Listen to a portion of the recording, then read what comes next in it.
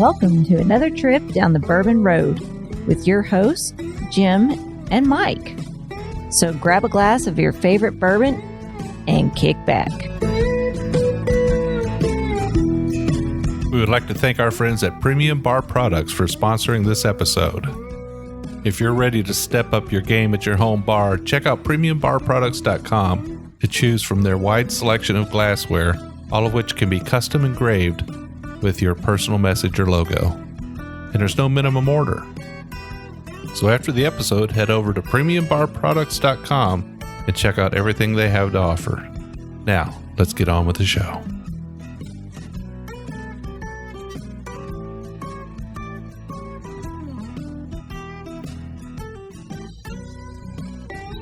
Hello, everybody. I'm Jim Shannon. I'm Mike Hyatt. And this is the Bourbon Road. And today, Mike, we are on the road once again.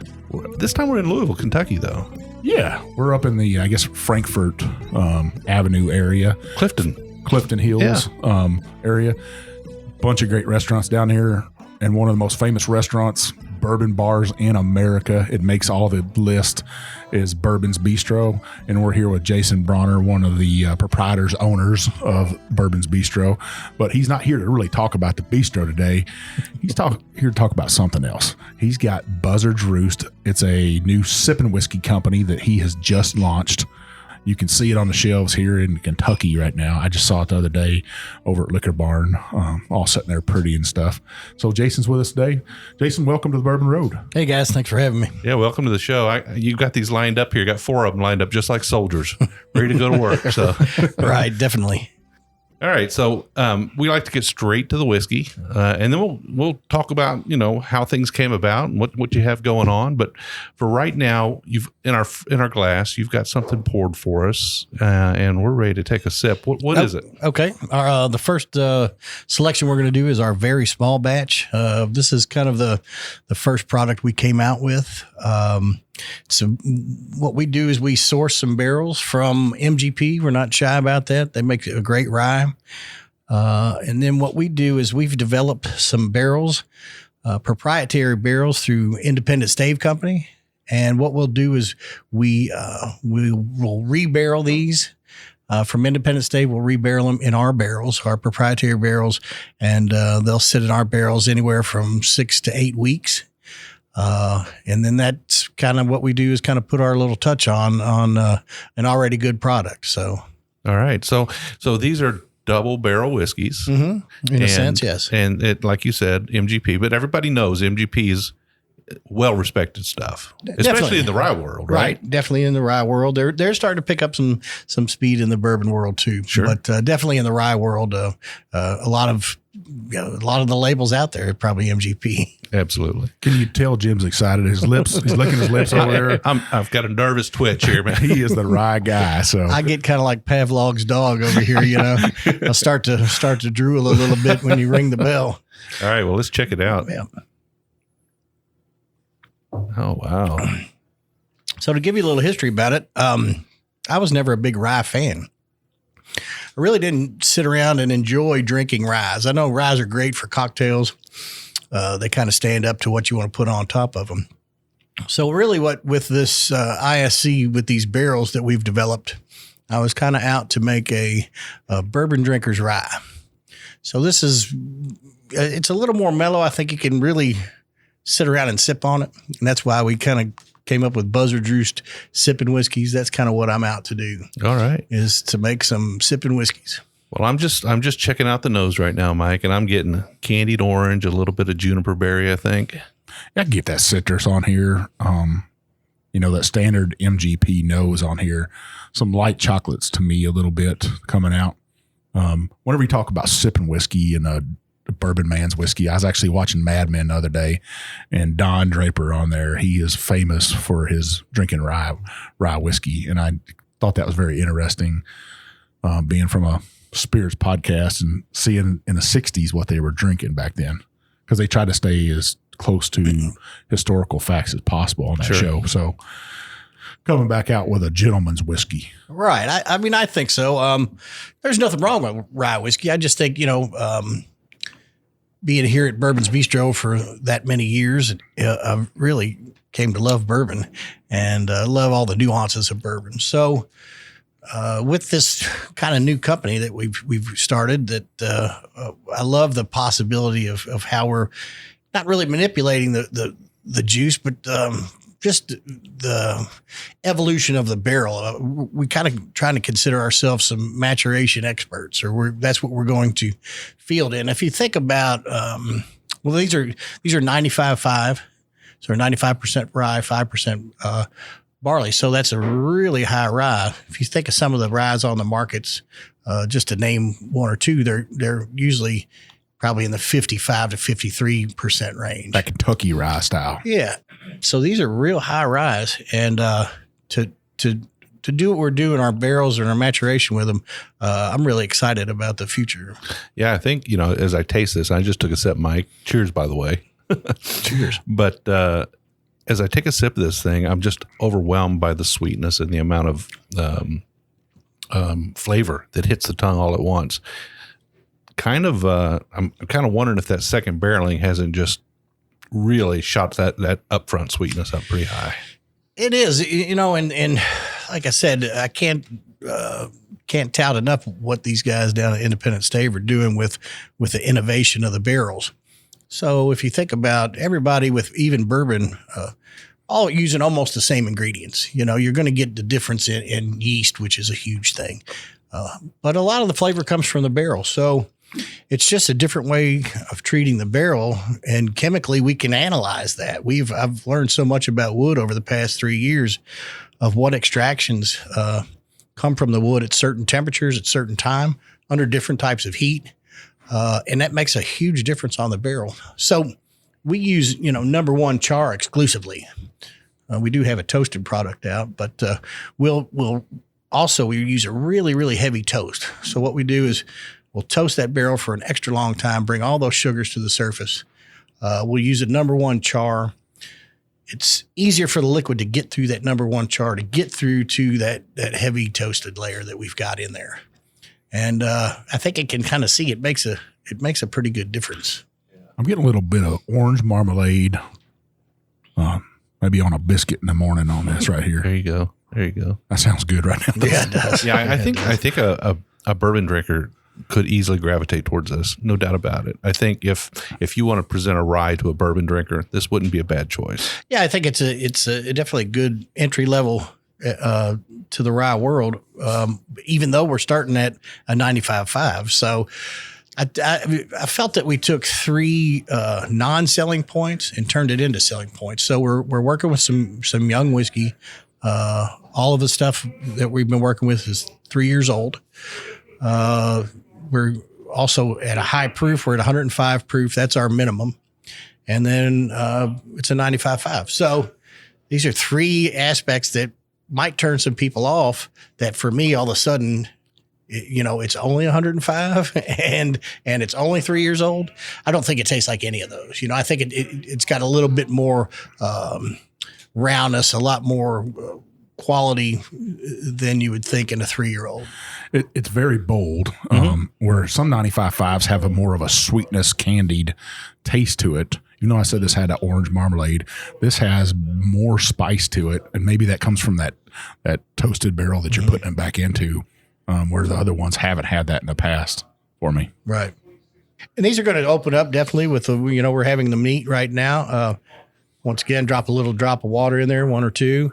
A cube of ice doesn't hurt it. It almost makes it a little more dangerous. I'm a little curious about the barrels. Can we go back to that just for a minute? Sure. So you guys are having these barrels specifically made for your purpose. That's correct. And you're taking this MGP 95.5 rye and carefully placing it in these new barrels for about 6 months. I would imagine that 6 weeks. Did you say 6 weeks? I'm sorry. 6 weeks, 6 to 8 weeks, depending on the weather. So are these barrels? Is it something that is seasonal dependent? Are you doing this in like the fall, the winter? Are you trying to do this in the summer? Does it really matter since it's such a short time? We're doing it all year round. Okay. And like I said, the barrels will put such an impact on the whiskey in such a short time. And like I said, even the winter time, I think it only drug out to about 8 weeks. And we really haven't done that much more than that. So we pulled them pretty quick because we were happy with the results that we got, but we're still also going to look into leaving it in our barrels for a little bit longer to see if it even, we don't want to overcook it, as they say. Sure. So you were able to taste its progression over that 6 weeks, and you said, okay, it's ready. We need to pull this out. Definitely. Okay. Definitely. We were ready for market for sure. So let me get to your name, Buzzard's Roost. That name sticks with me for some reason, probably because I live out outside of Shelbyville, out towards Waddy, and there's a Buzzard's Roost Road out there. There is, as a matter of fact.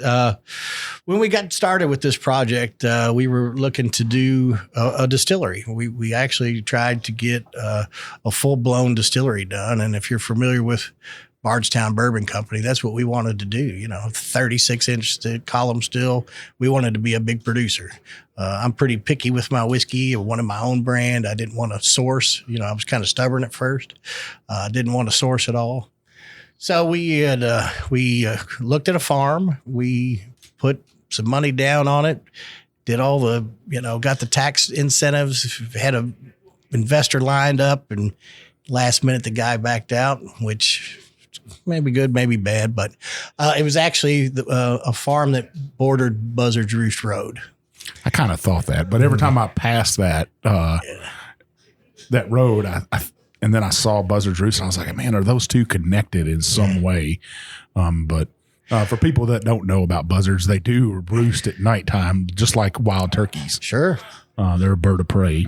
A lot of people don't know that, but still a cool concept to me. Yeah, and that the farm was beautiful, and it, just kind of slipped through our fingers. I wish we really could have gotten it. We had plans for about 13 different warehouses on the property. Had a nice old, a real old homestead on there that we were going to use as kind of a gift shop, B&B type thing. It was just a beautiful farm, and I hated to see it go. But like I said, I realized pretty quick that somebody wasn't going to give me $30 million. Well, this is definitely a tasty rye, and I'm curious to know what's your MSRP on this. The small batch is about $50, and that's available here at the restaurant as well, right? It is, and right now we're in the state of Kentucky. This year, 2021, we've took on some investment, and we should be in about 5 states by the end of the year. Awesome. Yeah. Good job. Now, are you able to ship out of the state of Kentucky right now, or? No, not at the moment. Yet. Not at the moment. Now, what 5 states are you able to tell us which 5 states you're going to be going to? And they're working on all the ABC laws with that. And excuse me, that's our CEO is working on that, Judy Hollis. I'm sure one of them you could be sure about is probably DC, because everybody tries to get into DC right away. So, well, I really can't say, and so our listeners will just have to look for you out there, and just on our social media. We'll as soon as we get something locked in, we're going to be posting it on our social media, and we'll get it to the folks somehow.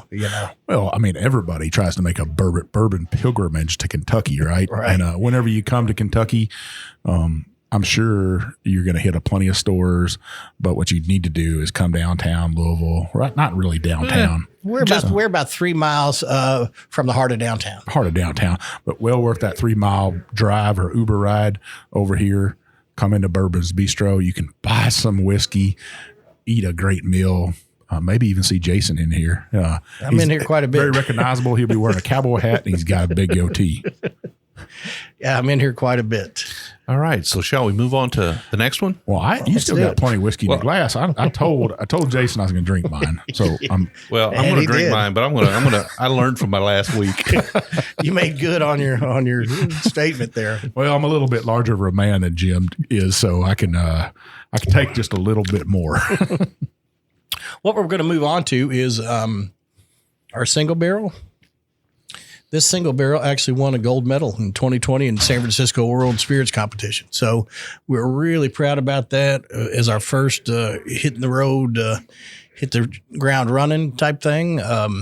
We were surprised by it, but still, like I said, think we're kind of on the right track with what our secondary aging is doing. Well, heck, let's nose this thing. Oh, it's got a little bit deeper sweetness to it. Now, what was the proof on this one? They're both 105. 105. Now, was there a reason you picked 105? I've always been a fan of 100 proof or better, kind of it's just, I think that's where all the flavor is. I think getting under, as long as I've been tasting whiskey, there's some great, 80, 90 proofs out there, but I just think that you're really going to start to get into some flavor when you hit the 100 proof range. And 101's taken, 107's taken, 105's right in the middle. Our whiskey just kind of works at 105. And I think, for the small batch or even at the single barrel, if you want to mix a cocktail with it, it's got enough to stand up to where you can put some stuff to it and still have that flavor come through at the 105 level. So this is different. It's a little softer for me.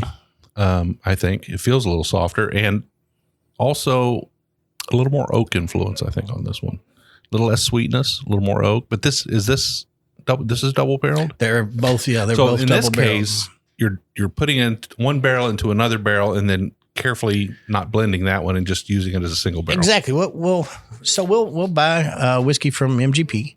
We will have our barrels sent from our barrels are made in Lebanon, Missouri. So Independent Stave Company is in Lebanon, Kentucky and Lebanon, Missouri. I don't know why, but a lot of oak down there. A lot of oak in Lebanon, Missouri. Right. So we get them from Lebanon, Missouri. We will rebarrel them. And like I said, these are brand new 53-gallon barrels. We're not cutting any corners.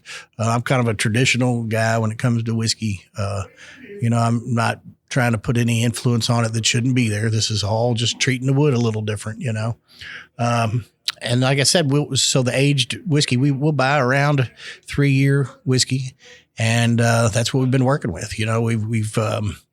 We figured if our experiment went wrong, it wouldn't cost us a whole lot of money, but still, to see what this does with this young rye is pretty cool. Yeah. Well, let's taste this thing. I already did. Sorry.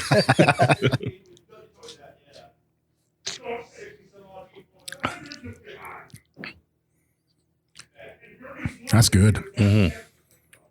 Yeah, it's delicious. I was just going to let him finish his conversation there. I don't think he's going to finish. Yeah. He's drinking. That's all right. Mike's doing his work in the background there. That's some less spice on this one for me anyways. I don't know if that's because it's a single barrel, and when the first one you had blended a couple in that small batch, one barrel might have had a little bit more spice, but this is less spicy. Yeah. Yeah, it is a little bit softer. Not as sweet, though. So same amount of time, though. Same amount of time. Okay. And that's what we try to, what I'm looking for is kind of the one that sneaks by you that it doesn't really drink like it's 105 proof. Doesn't really drink like it's 3-year-old. So we try to find, especially those barrels that stand out. We'll say, we'll go through our tasting and say, wow, this one really shines, and the reasons why it shines. So, we try to have a portfolio that has something kind of out there for everybody. I think that's definitely nice of you to, some companies will start out with one whiskey, or they might start out with 2, but heck, you've started out with really 5, I guess, 4 in front of us today. And I'm sure that was tough to do right out of the gate. Well, like I said, we had been working on a distillery for a while, and we had these plans. We've been doing this wood research for a while as well. So we've had plans for over probably 3 to 4 years. So when we finally, got going, it's like, well, these are the products that we had, and we already had them kind of in the gun ready to go. So, So whenever you do go up to MGP and buy barrels, for our listeners, do you go in there and taste every barrel, or do you go in there and they say, hey, here's 50 barrels that you can have? Well, it's a little bit of both. I mean, we're somewhat selective of what we get from there, just because, I mean, we just, they'll give you a big list of this is what's available, and we kind of go through and pick and see and what type of barrel is it in, what part of the warehouse is it in. There's a lot of stuff that goes into just picking MGP juice for us. and then we'll get sent samples, and we'll either send them back or we'll say, yeah, we'll take so many of those and so many of these. So is it representative samples that you get? So this represents a group of 10 barrels. Exactly. Got it. Exactly. Okay. And you find that to be pretty accurate for the most part? We do. I've never really had a bad barrel from there. I mean, we've had some simple samples that we've not used. We've sent them back and say, well, and kind of honed in on, certain, like I said, certain floors and certain types of barrels that they use, because they use a couple different types of barrels and things. So, well, I think what's the price point on this one you said? Now the single barrel is around 70. That's still a great price, you think, for MGP juice. I've seen it way higher than that, almost double in some places. So not a bad price point for a nice, beautiful bottle.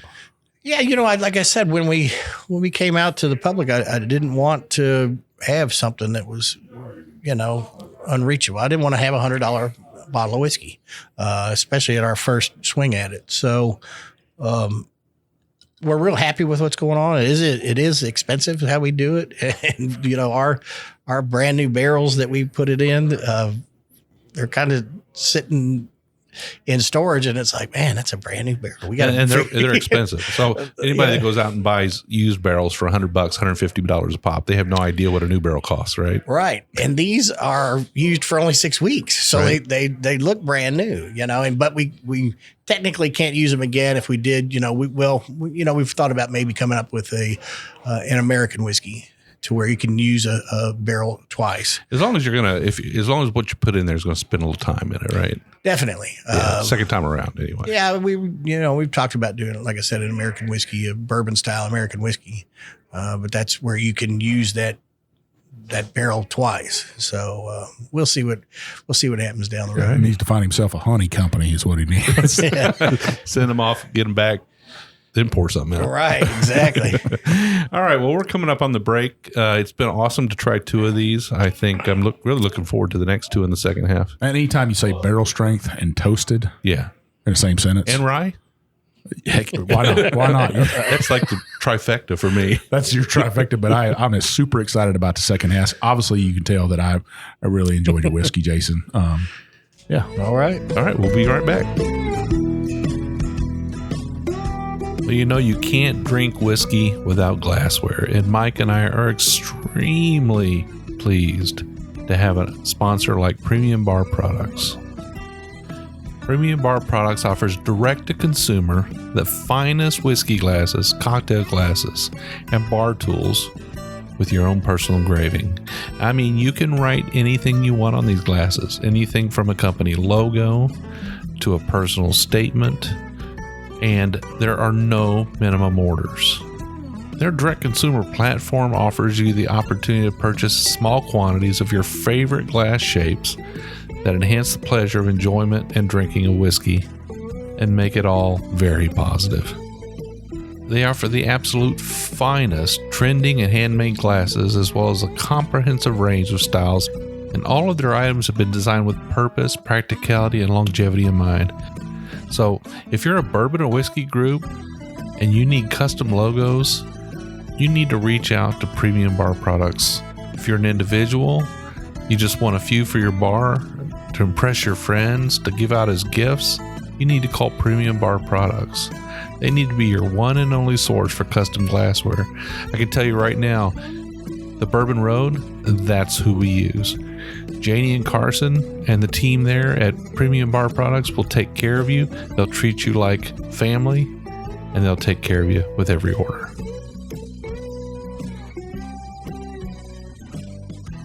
So if anybody's wondering what all this noise is in the background, we are in an operating restaurant here, right, Mike?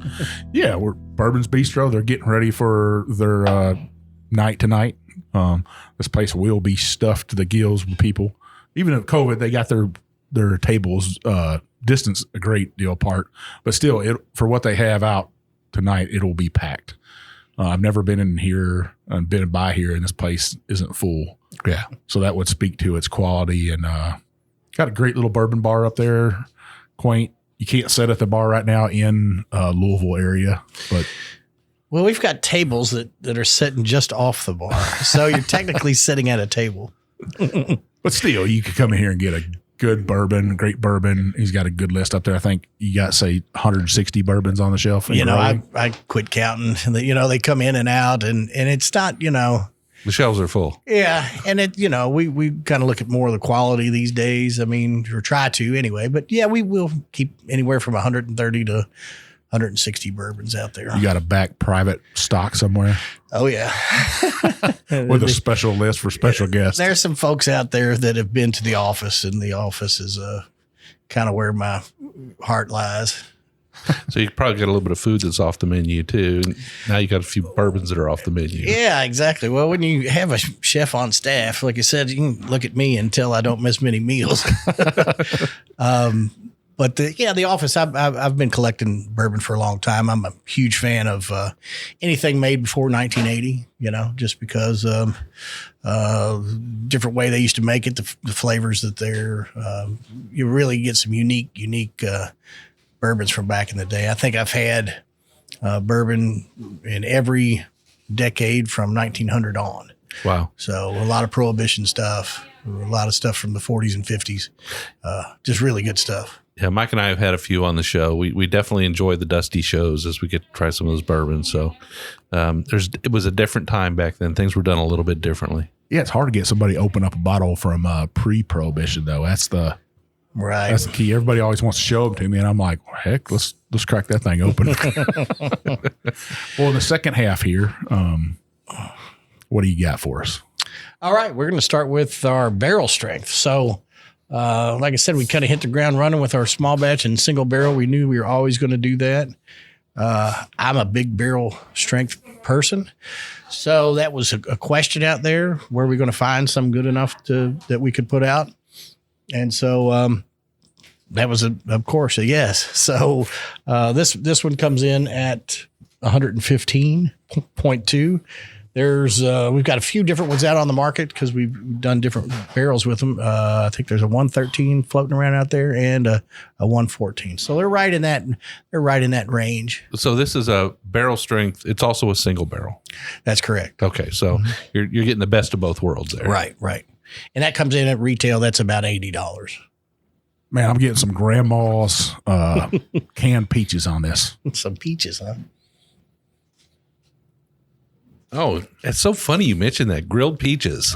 Yeah, you ever take, my grandma would can a peach. And then my grandfather, when he was cooking steaks, he'd put it on that grill. Not a fresh one, but sure, a canned one. Mm-hmm. And it would still leave those grill marks, kind of toast it. Oh, yeah. That syrup that was in there and stuff. I'm not sure I'd have called that out if you hadn't mentioned it, but that suggestion of yours made it just like pop right out.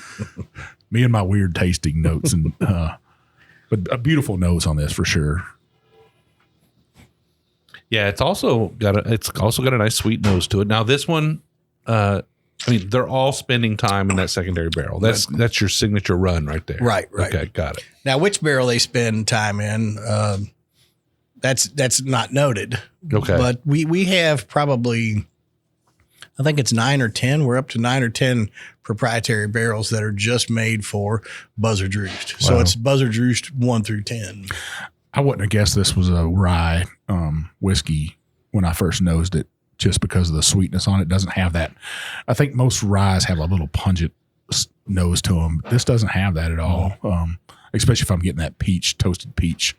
Yeah, I think you'll find sometimes, like I said, a lot of ryes are a little bit grassy, a little earthy, a little more. Yeah.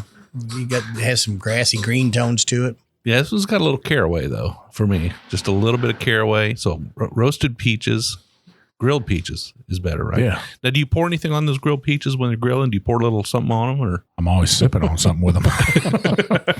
Sometimes you can slice off a little piece, and you could even slip that in your bourbon if you wanted to, or even in your rye whiskey. I think they call that chef's choice when you kind of cut a little piece off and make sure it's doing what it's supposed to be doing. I'm not going to forget that, Mike. So the label color at the bottom is got a little bit of peach colored stripe on it. It does. You're right. Yeah. Now the bottle. How did you come about selecting this bottle? Well, kind of along with the name and I wanted an older sounding name. I wanted to sound like it's been around a while. I didn't really, I didn't want anything new kind of sounding. I wanted it like we almost revived an old name, but we didn't. I didn't want to go through the pain of doing that. And the bottle, I just think it reminds me somewhat of a kind of old, tall, cylindrical Western bottle to me.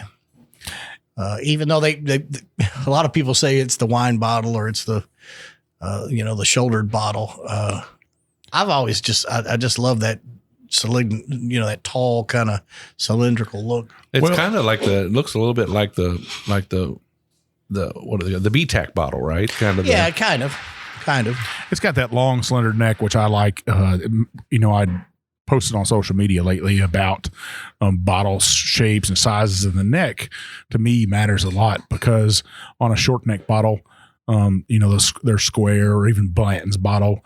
Whenever you pour that, and a lot of people don't think that, but that neck and that lip on the top of the neck, it's hard to pour because it doesn't want to pour out of there. It wants to leak down the side of the bottle. And who wants to waste a whiskey, right? Exactly. That's an important thing to me. Well, I mean, if you want an accurate gun, you get one with a long barrel, right? If you want an accurate pour, you get one with a long neck. Yeah. Well, I'd call it a long and sexy neck is what Well, let's taste this thing. All right.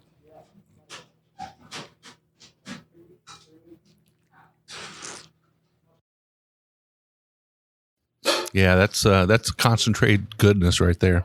It's definitely concentrated a little bit more. For me, the difference between the first two had to do with the spice. This one is amped up because the flavors are more concentrated and you got a little more proof to it. It just coats your mouth. It's just like eating that canned toasted peach. It coats your mouth and flavors. Very complex.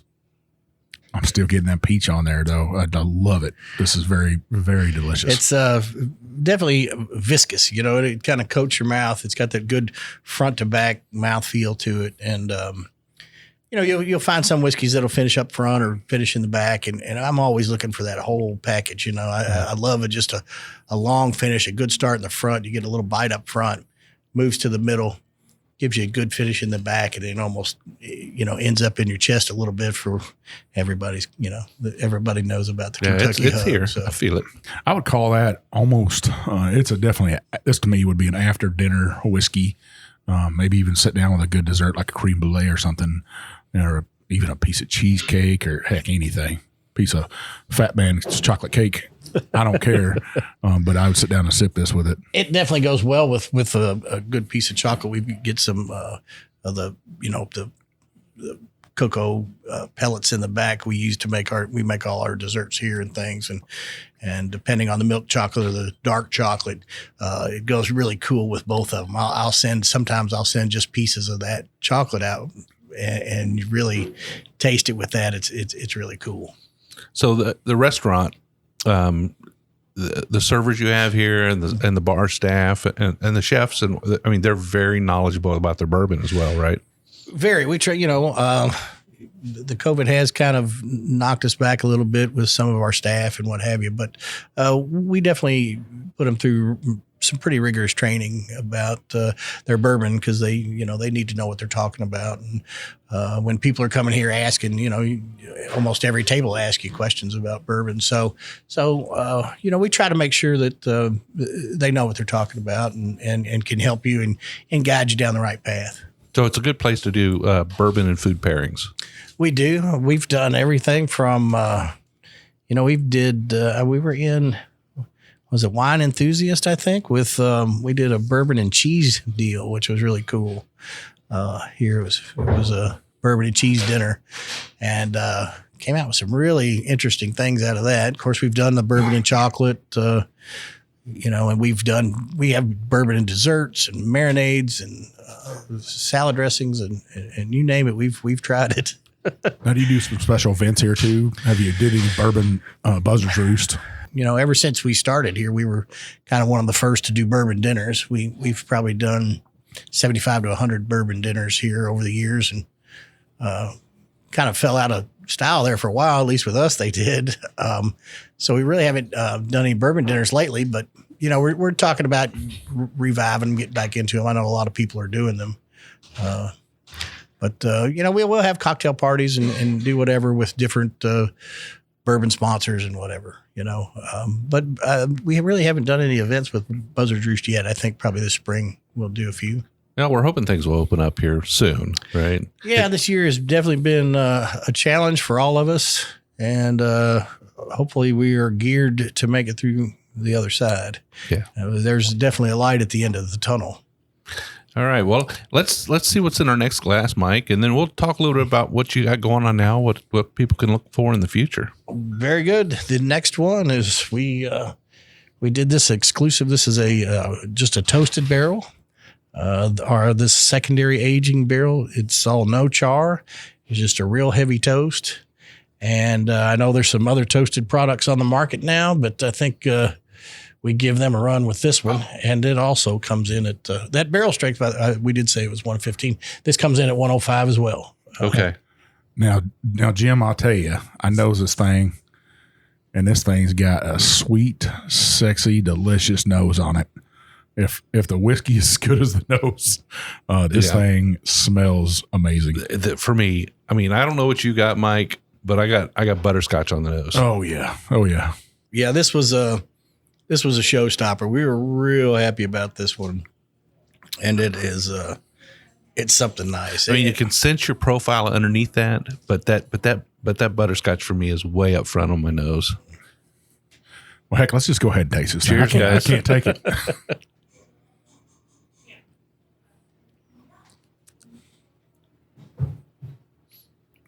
Yeah. Okay.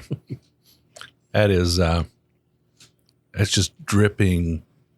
Yeah. I mean, it's Werther's butterscotch just dripping on my mouth. It's just everywhere all at once. My entire tongue is coated. Very viscous. Now, what was the proof on this again? 105. Yeah. So this is a 105. Mm-hmm. Just a beautiful whiskey. Listeners, I'm telling you, if you see this on the shelf at a store, you better snatch it up. Now, what's this run for MSRP? And that's 80 as well. So that's right there with the barrel strength. I'd put this bottle of rye right up against Elijah Craig Toasted Barrel, which we had high praise for. It seems like anything toasted I love. Yeah. And I know you love it too, Jim. I do. This is just amazing. Yeah, Toasted Barrel just does magic on whiskey, doesn't it? Yeah, I think so. And this, it's not overly toasted where you're going to kind of get that smoke. You're not getting so much of the smoke or not really into that deep, darker marshmallow type thing. This is kind of even though our toast is a deep toast, because it didn't sit in there that long, it's just got this hint of a great toast, and it's almost got a little bit of nuttiness to me, like almost a toasted, like a pistachio or something. I can't really put my finger on it, but it's just real smoky, not smoky, but like almost nutty type. I'm thinking peanut brittle. Peanut brittle. I just can't get over the butterscotch for me though, Mike. Just very viscous, very mouth coating, very dripping. I almost want to say honey, like dripping honey butterscotch. This is you got 4 fine soldiers there. This one's the captain of the guard. Well, you can kind of tell their popularity too, because it starts out at the very small batch, just has a little out of it. Then you go to single barrel, has a little more, and then the barrel strength. It's about 1/3 gone, but there's not a whole lot left of that toasted barrel left.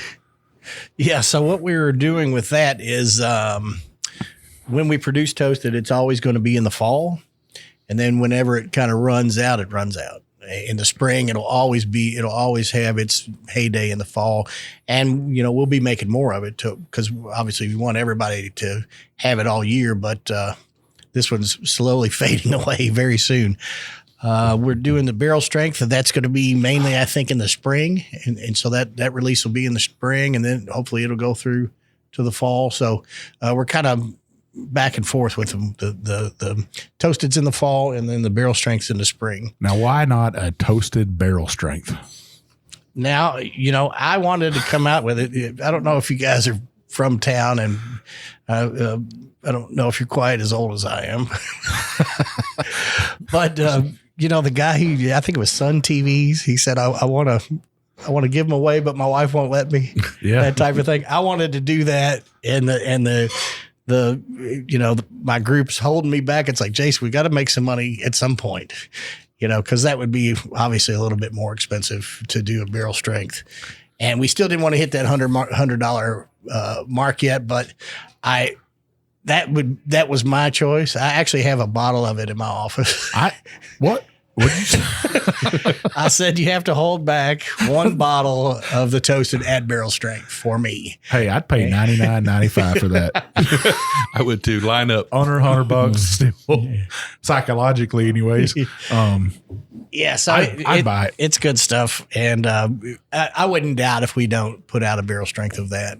I just, they can't fight me forever on that one. I think if the word gets out on this one, you're going to have people lining up on release day. I mean, it's really, they're all good whiskeys. They're all good whiskeys. That one's special. Yeah. Thank you. We're really proud of it. And we're proud of all of them.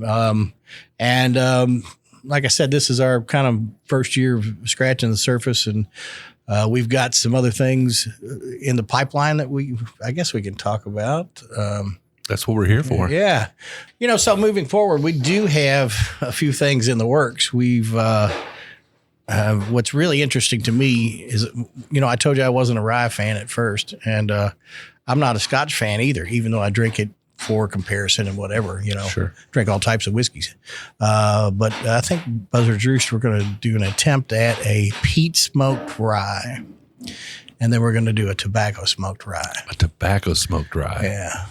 So what we'll do is we'll take it's actually some Kentucky peat, and we're going to smoke the barrel with the Kentucky peat, and then secondary age our whiskey in the barrel that's been smoked with peat. Well, I think that what you'll find there is probably just a hint instead of an overpowering. And that's exactly what I'm looking for, is just that hint of smoke and that hint of peat and earth. So we're got our fingers crossed on that one. And the tobacco barrel, I think, hopefully is going to. That kind of tells a Kentucky story, doesn't it? Sure does. I think so. So we'll do the same thing. We'll take some select tobacco, smoke a barrel, and then secondary finish our whiskey in that. And we're going to see what happens. We're really hopeful on both of those. Now, I know our listeners are wondering, are you going to do a bourbon? I'm glad you asked me that, because we are in the process of, we are going to source some bourbon from MGP, and we're going to secondary barrel that as well. And then we do all of our operations are at Kentucky Artisan Distillery out in Crestwood. Sure. And what we're going to do is we're getting ready to source some of our own products. So there's some expertise out there. Definitely. Oh yeah. Oh, Jade's doing a good job. They're all doing a great job out there. And we're going to have our own new make that we're going to put down here pretty soon. So now, what I haven't seen anybody do yet, is a toasted wheated bourbon. There you go again. Toasted wheated. That might be oversweet. I don't know. We'll see. We'll see. Wheated King of Kentucky would drink it. I'm telling you that. I would drink it. One bottle sold for sure. I haven't seen it out there. I think for those sweet tooth people, a true dessert whiskey. I bet you I could get a line around a block here. Yeah, I definitely think there's room for all kinds of innovation. That's what I say. But for us, we try to stick to tradition, but also, like I said, we're just manipulating the wood. So we're not really cheating. We're just not throwing a number 4 char or throwing it into a number 4 char, and we're actually paying attention to the breakdown in the wood and all of that. So that's kind of our gig. That's our deal. Well, I know that it's kind of common knowledge that, I guess I've heard different numbers, but I've heard 60% of the flavor of whiskey comes from the wood, or 60% of the impact of flavor change comes from the wood. Sure. And you're dealing with that portion rather than the grain bill or the yeast. Exactly. You're focusing on the barrel, which has the biggest impact. And I think, grain bill at the end of the day is, you definitely have to use quality product. I've learned that in the restaurant business. You got to start with quality product and move your way up. And the yeast is big. Yeast is huge. And I really don't think a lot of people talk enough about yeast. But with what we've seen, the percentages of the flavors that people talk about, 60 to 80% of the flavor comes out of the wood. We're just really putting the wood truly under a microscope and seeing the extractives that come out at different times, at different temperatures, and different types of heat. And it's unreal. I think it's really going to open up a whole new thing in distilling, and it's really cool because we're a small enough company that we can do that. Kind of flexible. Jim Beam's not going to change their flavor profile. They may come out with something else. They've got plenty of money to do it. But, Jim Beam is Jim Beam. It's been that way for 100, 200 years. Well, I'm hoping, Jason, you beat them to the punch and go ahead and come out with that toasted, wheated bourbon. You heard it here first on the Bourbon Road.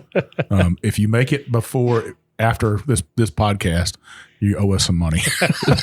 Call it Big Chiefs. Yeah. Signature blend. Now, I'm so pleased with this because I love seeing a small craft whiskey company do something totally different that they believe in. And you've kind of got this going on across the board with your secondary barrel aging that you do. It's delivering a very interesting profile, a different profile, but a profile that's yours. Definitely. Like I said, I've over the years picking single barrels and all of that, I've kind of developed this palate of mine and I'm pretty stern on a lot of whiskeys. You either like them or you don't. And, right. and I think these should do us well, I hope. Well, Jason, we got to say thank you so much for having us over here at Bourbons Bistro and letting us go through your expressions and taste them. What a treat for me and Jim. No, I really appreciate y'all having me on the show. This is like I said, with our new product, and I know you guys got a huge following, and today it seems like, like I said, I got in the business, bourbon business 15, 20 years ago. And it's like, it has changed so much and even with COVID, it's changed so much, but there's tons of podcasts and there's tons of clubs and bourbon clubs and things like that. But I know you guys have got one of the good ones out there. So I really appreciate y'all having us. Where can our listeners find you on social media? Bourbons Bistro is on all the media platforms, and I'm sure Buzzard's Roost is on all the media platforms as well. I'm just on one. I'm the Bourbon Redneck. I'm on Instagram. All right. Well, follow the Bourbon Redneck on Instagram. Check out Buzzard's Roost on Facebook and on Instagram. Make sure you come into Bourbons Bistro and support this local business, this local man. Small businesses like his need to thrive. Stop going to those big chain restaurants. Stop going to those fast food restaurants. Come in here and get a real meal, a real steak, a real dinner. And walk out the door with a real bottle. Yes, sir. Absolutely. Sounds great. All right. Well, you can find The Bourbon Road on all social medias at The Bourbon Road. We also have a website called thebourbonroad.com. Mike, what do we have on there? So we got our swag on there. We got our Bourbon Bullshitter t-shirt. We got our Bourbon Road hat. We got our Glencairns that you always see us drinking whiskey out of. Go on there and buy those. We also have our Facebook group. And if you're part of that Facebook group, the Bourbon Roadies, you get a 10% discount off all of our merchandise.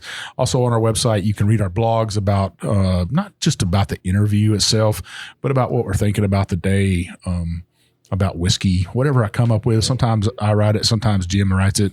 You can also find our reviews on there. That Adam Boothby, one of our moderators for our Facebook group, he puts our reviews up there, helps us out. Go in there and check that out. Absolutely. And, we invite you to come on to the Roadies because I tell you what, when our show releases, and our group is in there, they kind of like to throw questions out and ask about things that came up on the show. We'd love to have you in as a member. Oh yeah, definitely. Yeah, just let me know how to do it. All right, we'll sure. educate you on it. No problem.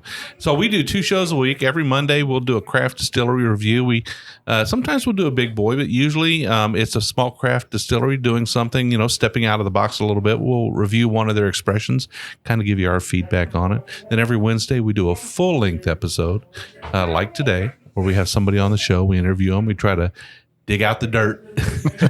I don't think we dug out any dirt today, but we had a good time drinking your whiskey for sure. So if you like those episodes, you're listening, make sure you scroll up to the top, hit that subscribe button. Your phone, Alexa, she'll tell you, hey, the Bourbon Road just released a new episode.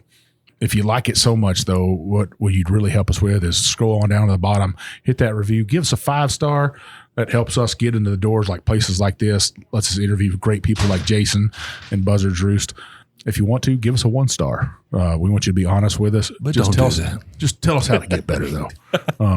We've only got 1 on there, Jim. I know. You keep saying that. Nobody's listening to you.